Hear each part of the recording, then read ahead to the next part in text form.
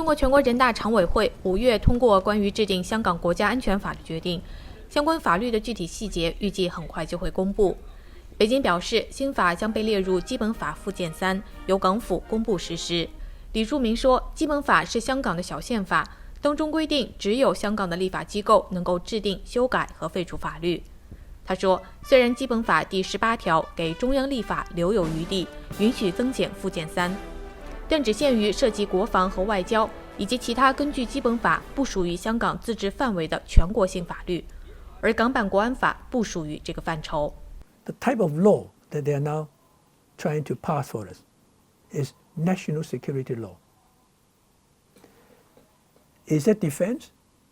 Is that foreign affairs? Maybe it's defense, all right?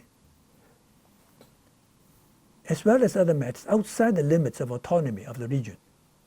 But when it comes to assuming it is defense or foreign affairs, they would have to look at China's own national security law.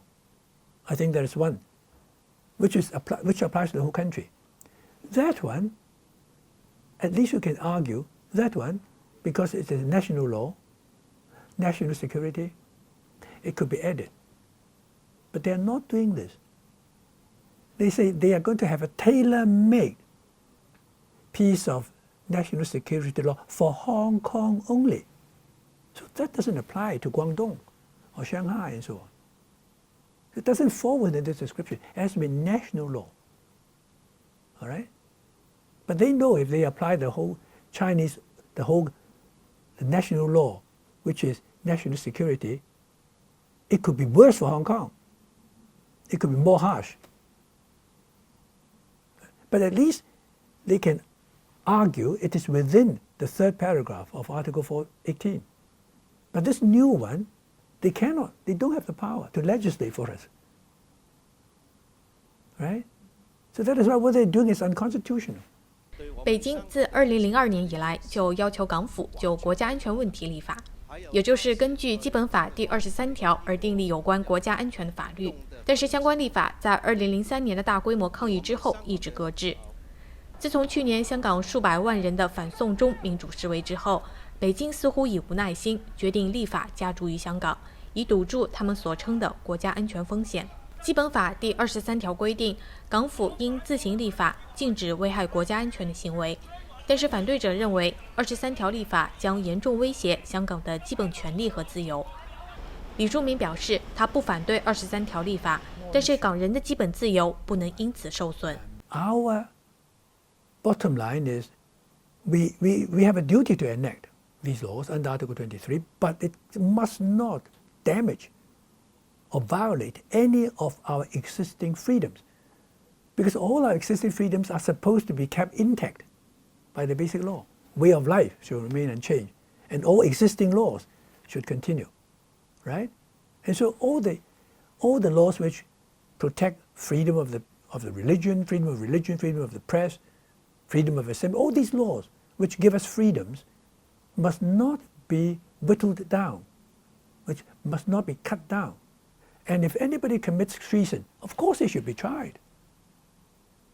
No country would allow treason to be committed without prosecuting the guy, all right?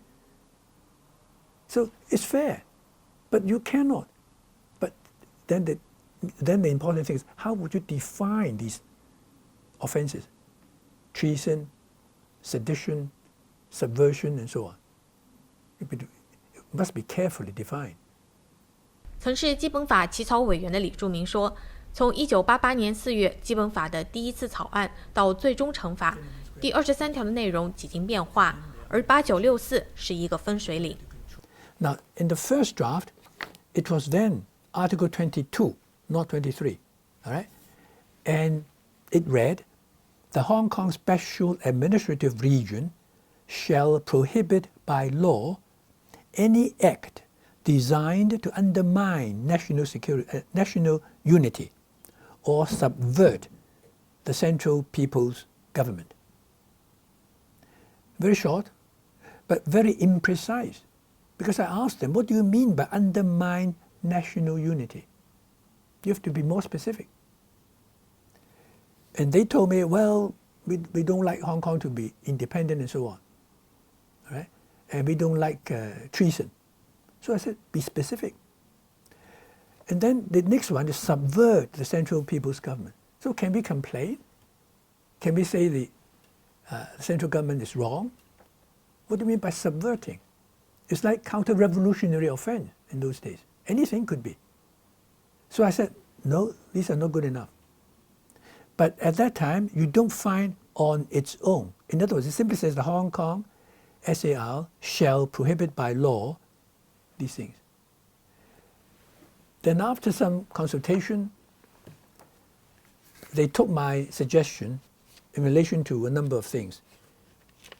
And the second version, is called, this time it's 23 now, all right? And it says, also very short, the Hong Kong Special Administrative Region shall enact laws on its own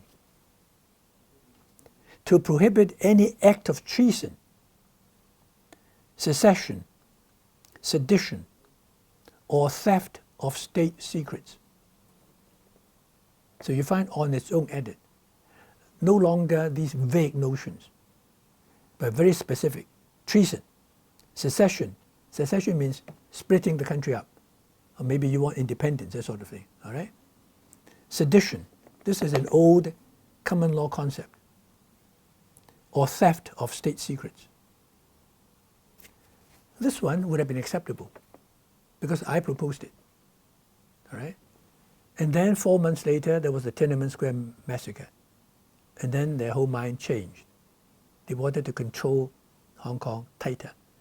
So the final version became the present one. And it's much longer. The first part is still like the second draft. And it says, the Hong Kong Special Administrative Region shall enact laws on its own to prohibit any act of treason, secession, sedition, as before. But they added subversion against the Central People's Government, which I complained about. They put it back. It's too general. Or theft of state secrets. So far, apart from that, apart from subversion, is following the second version. And then they continue to prohibit foreign political organizations or bodies from conducting political activities in the region, and to prohibit political organizations or bodies of the region from establishing ties with foreign political organizations or bodies. These were added after the 4th of June, 1989. 李柱铭说，23条的第二部分在1997年就已经立法，之后的23条立法其实是对第一部分的立法。而北京现在绕过香港立法机构制定港版国安法，是以国家安全的名义要求第23条规定以外的东西，这既违反基本法，又违背中国所做的一国两制、港人高度自治的承诺。他认为，面对如此局面，国际社会有道德义务为港人发声。Because when the joint declaration was first announced, the Chinese government and the British government lobbied for international support, including the US government, asking them to openly endorse the joint declaration, which was only signed between two countries, China and the UK. All right? But they asked for international support, and they got international support, particularly the Americans, because they even enact a law to treat Hong Kong separately and giving preferential treatment to Hong Kong. So I say when things are going terribly wrong, the international community owes a moral obligation to speak up for us because they supported it. Deng Xiaoping's one country, two systems at the time. So they have a right now to say to Chinese government, what are you doing? That's not the way you promised us. You asked us to support you on that promise. Why are you breaking it? 李柱铭说，他自己也将继续和平抗争，不会放弃。I won't let them just walk away like that. They would like us to walk away and say, oh, I give up. What's the point? Hong Kong has no future. I leave Hong Kong. No. I won't let them do that. I'm staying here and hold them to their contract, to their international agreement. Why should Hong Kong people give up? They should give up this new idea. It's a wrong idea. It's a breach of promise. 美国之音采访报道。